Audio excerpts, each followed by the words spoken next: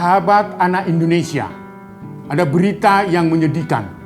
Ingin saya sampaikan, yakni kejahatan seksual yang dilakukan secara bersama yang terjadi di Siborong-Borong, yang dilakukan 10 orang predator kejahatan seksual, yang saat ini 3 dari 10 pelaku kekerasan terhadap anak, 7 diantaranya berusia di bawah 15 tahun, 3 orang pada usia dewasa berinisial SPDH, BS, dan BSD yang saat ini sedang menjalani sidang di Pengadilan Negeri Tapanuli Utara.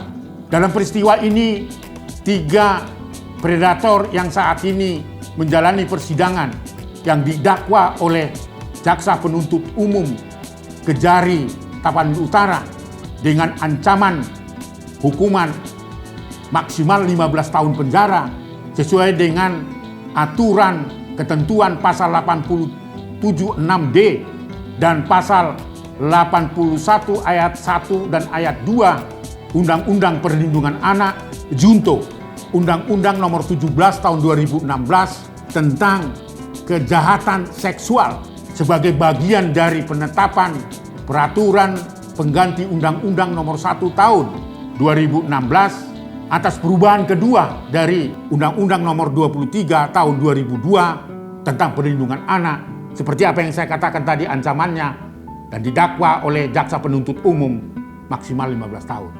Harapan Komnas Perlindungan Anak karena ini merupakan kejahatan extraordinary crime atau kejahatan luar biasa dan dikenakan pasal 76 huruf D dan pasal 81 ayat 1 ayat 2 dari Undang-Undang Perlindungan Anak, dan patut majelis hakim untuk mempertimbangkan dan mengabulkan dakwaan sesuai dengan tuntutan JPU.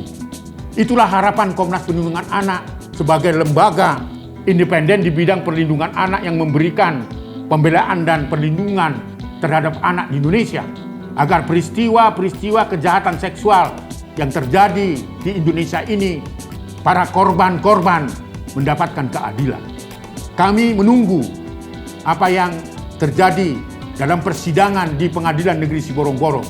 Saya hanya mengingatkan dan meminta dan memohon demi kepentingan terbaik anak, majelis hakim bisa mempertimbangkan secara bijak dan seksama dan memberikan satu keputusan terhadap pelaku-pelaku atau predator kejahatan seksual setimpal dengan perbuatannya sesuai dengan ketentuan undang-undang yang saat ini didakwakan oleh JPU Kejari Tapanuli Utara dengan hukuman maksimal 15 tahun.